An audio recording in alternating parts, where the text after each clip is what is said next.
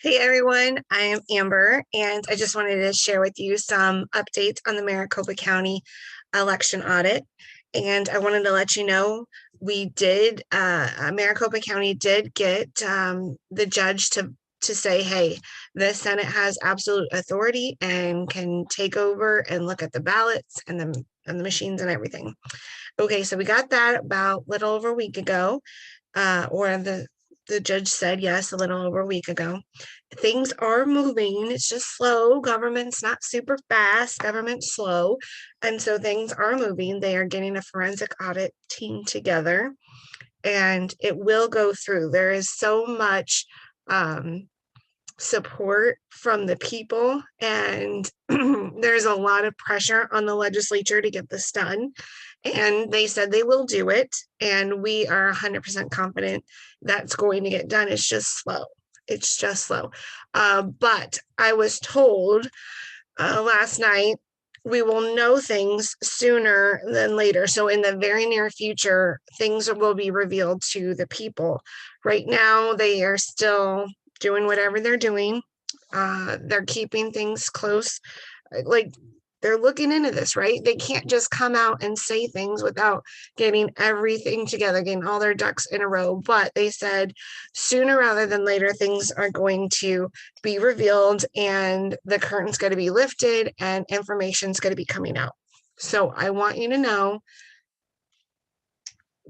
be hopeful that hopefully within the month, hopefully, I know before summertime we're going to know something.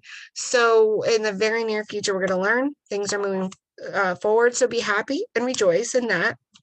Also, there's a lot of recalls going on in Arizona. The governor's being recalled, the secretary of state's being recalled, the superintendent of education's being recalled. There's a senator in the Arizona Senate being recalled. All the county board of supervisors are being recalled. And to my knowledge, I think one member in the House of Representatives in the state is being recalled. So people are not taking politics as usual anymore. And this should be a good thing. I mean, Governor Gavin Newsom in California got recalled. And so the signatures are going forward in full force. In Maricopa County, things are going really well. So we expect to have a whole new change in the government in Arizona, which is going to be very refreshing because servant leadership's gone in government and that needs to stop. There's a handful in the Arizona state legislature that are true patriots, that are servant leaders, that care about what the people say, and they vote based on what their constituents said. Now they're getting bombarded. Between November and today, they have over 14,000 emails. Normally, they average in a month 1,000. They've had over 14,000 emails since November. So it means a lot to, there's, like I said, a good core of Republicans in the legislature that listen to their constituents and do what the constituents want, and they're true patriots. So if their constituents feel like something went awry, they're going to give their constituents the peace of mind knowing there's going to be a free and fair election from going forward. And they're going to prove that. So this is one step closer to them proving that, because very few places in the nation, there's been some like Atrium County, Michigan. Oh, there's another place, and I can't think of the name. There is another place that had something similar to Maricopa County where there was a count recall and they had found that the votes got switched when they did a hand recount. And now the Senate's going to do a forensic audit, and I just don't remember the state, but that's going on. So lots are happening. And in Maricopa County, now we don't know for sure, okay? We don't know for sure, but there were ballots found in the trash shredded at the voting facilities. And a patriot found it and opened up the bag that was tossed out, and they're looking into it. Now, that might not be the 2020 election. We don't know what those ballots are. It's getting investigated. They're kind of taping them together to see if those ballots had anything to do with the 2020 election. So that's still to be determined, but things are moving forward in Maricopa County, and they're moving forward really well. So I wanted to give you guys hope. And hey, if you want to know what to do, you should follow the steps of people in Maricopa County. It only took 2 people, maybe actually 5 people from last night, what I was told, 5 people to start recalls together. No, it's not business as usual anymore with politicians. If you are not serving your people, you're going to be outed. Okay, that's it. You're not doing what your people ask you. It's government for the people, by the people. And if you are the people and your government's not doing what you, the people, want them to do, you're the boss. Get them out. I know it sounds really big. Okay, every task does sound huge, and I totally understand. But 5 people started the recall, and it's just exploded in Maricopa County. And if it exploded in Maricopa County, it can explode where you live. Just like in California, Gavin Newsom's gone, done. There's a recall vote that's going to happen. He's finished. And this is going to start a trend across the United States. So if you're fed up or wondering what you can do is collect signatures. Even if it's just 2 forms in Arizona, that's like 30 names. You can't get 30 names in your neighborhood. I'm sure you can.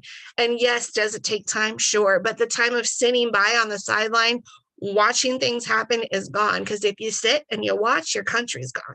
So you have to get involved with your committeemen, your precinct committeemen. Go to the monthly meetings there. That's how you get involved. Start a recall, or if there is a recall, get involved and go and get one of those petitions and go around your neighborhood. Get two.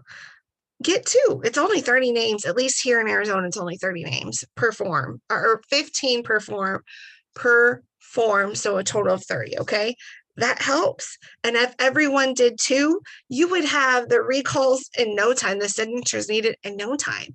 So here's how you get involved. Go to your precinct committee meetings once a month. That should be an easy thing to do, right? If there's a recall, or if there's not a recall and you're fed up with your politicians, start a recall. And then it's going to snowball, because more people are going to feel like how you feel. And then got to keep in contact with your reps. Have to. I mean, I am in constant contact with my reps. So I know what's going on in the state capitol, because I'm in constant connection with my reps. And email them, and email all of them. Let them know that, hey, we're watching you and we don't like what we're doing, or this is what we want to happen. The second you stop getting involved is when the nation falls apart. And I think that's what we've seen. We've just got on the sidelines for so long, not getting involved, just complaining in our living room, thinking voting was all we needed to do. But we realized actually it was kind of a miracle that the voting happened the way it did in 2020. So if there's problems, we can fix them, right? Because everybody wants a free and fair election, because that's what matters, is our vote. And that's a God-given right in our Constitution, that we get to elect our leaders to represent us. And the whole world is watching Arizona to see what happens. But things will be happening soon. So what can you do? Again, precinct committee, start a recall if your elected officials aren't being servant leaders. Go ahead and sign up to collect signatures, and get involved in like local groups that might feel the same way you are, that are very patriotic. Because when you're together in unity, then you can feel hopeful. You guys can pray together over your nation. That's another thing you can do, is pray over your elected officials. In Arizona, the core that are really good members in the legislature are getting beat up on all sides, and it's not been easy. It's been actually really scary, especially with the cancel culture. And so you have these Goliaths, these big, huge giants in front of us with the cancel culture, with the threats, with the other side trying to sue members of our legislature. I mean, you can't even have a voice anymore. It's scary. It's all the way around, and people are being threatened. Their lives are being threatened. Can you believe that? In the United States of America, people feel threatened and don't feel safe to go back to their own residence. It's just crazy. I can't even believe in this country that that's even a thing. In other countries, yeah, of course, because they don't have freedoms. but you have to get involved. If you're a parent, you need to get involved in your school board meetings. You need to get involved with and contact your superintendents of your school if you haven't been happy with the way the school is. And if you're not happy with the curriculum that's being taught, if you're not happy with the indoctrination that's being taught to your child, I think the school should be apolitical, but it's not. School should be about the reading, learning how to do grammar, learning how to structure a sentence, learning how to read, how to do calculations in math. Those are the things the school should be teaching. Anything else is a family issue. Love should have no dealing with the school. Love has nothing to do with education. Who you love is a family issue. It's a personal issue. It is not a school issue. Politics and stuff and your sexuality, that is not a school issue. That has nothing to do with education. That's indoctrination. And if Christians aren't allowed to teach the Bible in school, any other doctrination should not be allowed in school. What's good for one is good for all, right? So if you allow Christianity back in the school, then okay, I could see that you would allow other things in the school. Not that I personally agree with it, but okay, if you're going to be fair, but it's not fair. Prayer is taken out of school. People aren't learning the Pledge of Allegiance. I can't even believe kids these days probably don't even know the pledge. So if you're not happy with what's going on in your school, it's up to you. And I know it's a time thing. I totally get it. It's a time thing. It's consuming. It's like, you're working and you're trying to take care of your kids, and how are you going to find time to get to the school board? And how are you going to find time to contact the superintendent? It's not easy. I'm not telling you it is, but if it's important to you, you're going to find a way somehow, some way to advocate for your child. I just think the way the government's handled everything with our children and education is just poor. It's awful. But those are things you can do. So take heart. Things are going well. God is in control. God is moving. You might not see it right now. It might not be totally evident, but God is moving. If you get in some groups that are, find some groups in your, wherever you're at, with like-minded people, with your people, with people that are just like you, and you'll get hope, and you'll realize God's moving in these people, God's moving in those people's hearts. And pretty soon things change because God's moving in our country. You just watch. God is doing amazing things. It might not be on your time, but it's on God's time, and God's time is always the perfect and right time. So things are happening, things are moving. Don't be dismayed, but you cannot sit on the sidelines anymore. That's impossible. You have to make phone calls. You have to get involved. You got to go to meetings. You got to get involved in groups. You got to do something. You can't just sit there and let somebody else do it, because if you let someone else do it, the nation's going to fall apart. Your state, just worry about your state. Who cares about DC? Don't worry about DC. Every state has state rights, okay? And your state government has more say over your life than Washington, D.C. Washington, D.C. will worry about itself, but right now get your state right. Because if you're strong as state, then we can fix D.C., but we can't fix D.C. until your state is strong and right. Okay, got to get the right people in elected positions in your state. And so when your state's good, then we can worry about DC, but your state has its own state rights. It can make its own laws, and you can still live in freedom under your state, no matter what DC says. So take an example of marijuana, right? Washington, D.C., the federal law says it is illegal to consume or possess marijuana, but there are many states in this nation where it is legal to consume and possess marijuana. Boom. It's just an example of how the federal government can say what they want, but it's really the states that are most important. Originally in the Constitution, the federal government was to protect the nation. Okay, that was their main focus, protect the nation, and then keep things like kind of even as far as like have the same currency, allow trade interstate, things like that. But they think that they're all that and they have all this power, but truly it's where the states have the most power, and the biggest branch of the government that has the most power is the legislative branch, because they are the branch of the people. So you have to keep those people feet to the fire and say, hey, this is what I expect of you. These are things I want you to pass, and don't let up on it. Like Arizona and Maricopa County alone, in our state legislature, 14,000 emails since November. And I guarantee you the county board of supervisors have been bombarded with emails and phone calls, but they have done nothing and they have not reached out to any of their constituents.